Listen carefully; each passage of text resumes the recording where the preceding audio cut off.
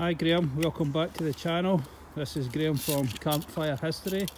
He was up during the summer with us and done a knife review on the castrum knife, and I think it was the Lars Felt knife, is that right? That's the one.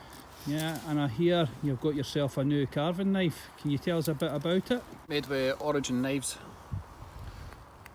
and Nitrobe 77 steel, so it's pretty much It's a beautiful handle, look at that. rust. We've got these lovely mosaic pins. I think that's one of the most beautiful knives I've seen. I can't remember what the actual colour of the scales are. Just got to look a bit closer. There's their logo. Oh, that's amazing. Look at that. So This seems a shame to use the knife. it was difficult to start with, to be fair. One of the advantages of this one for food prep, no bacteria, unlike one of these, the Lars Felt knife or most other bushcraft knives that we get. Using them for food prep, or if you're doing any game prep or anything, blood can soak into the wooden handles and in the scales, which can form bacteria and stuff. With this knife, that won't happen with this style of scale. It is a smaller blade compared to normal bushcrafters. So you can see a good size difference on those blades.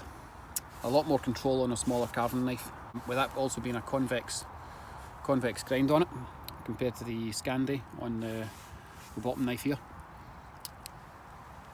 Scandis, when it comes to carving, tend to dig into the item that you're using, whereas the convex, you've got a little bit more control of what you actually take off. Unlike the Scandi, which tends to dig in, and although you've got control, you tend to take a little bit more off than you can money. Do you find that with most carving tasks, or is there any that's particular worse than others? In regards to, I do a lot of spoon carving and a lot of bowl carving and stuff, so even if you're creating the handle of the spoon with a Scandi knife, you can be carving really, really thin bits of wood. Right. And with that, it tends to dig, and if it digs, then you've got a lot more to try and get those cuts away. So with regards to carving, these knives are absolutely splendid for that type of thing. Even if we just look at the likes of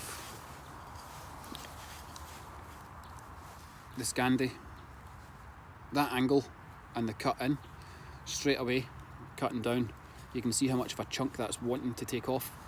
Convex knives, I get the impression they want to roll back out just because of the way the blade's shaped.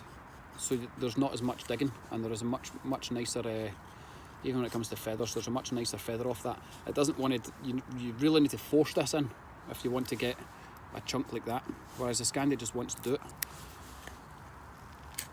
So in regards to that, like these, for a carving and a food prep knife, I can't fault this. This leather, it can go brittle through time, so these need worked to give them the longevity. This Kydex sheath, it's not going to rust, it's not going to break. It's essentially low maintenance as well. A lot less work to look after it. Would that be how you would carry that? Yeah, this would be the main way. Inside here, you can tuck into the pockets of the smock or into your chest rig if you wear chest rigs for extra security. It is a very tight lock in there. You can hear it click into place once it's in, and it's not going anywhere. And there's no movement in there. It's very, very tight in. I'm pretty confident that this could be worn, and you could go a good jog and a good run, and this is going to remain firmly in its place. In comparison to these are again worn around the belt without a dangler on it. Sit down, they can stick into your ribs. It's secure, but not as. Personally, I don't have that comfort that knife's going to be there all the time. You could lose that, misplace it. It's on your hips, so you don't really feel it's there. So if you do lose it, you're not really going to notice. Whereas this, it's got a fair chunk of weight to it. Notice it. So again, if you're wearing different jackets, smocks, doesn't matter. These can be tucked away.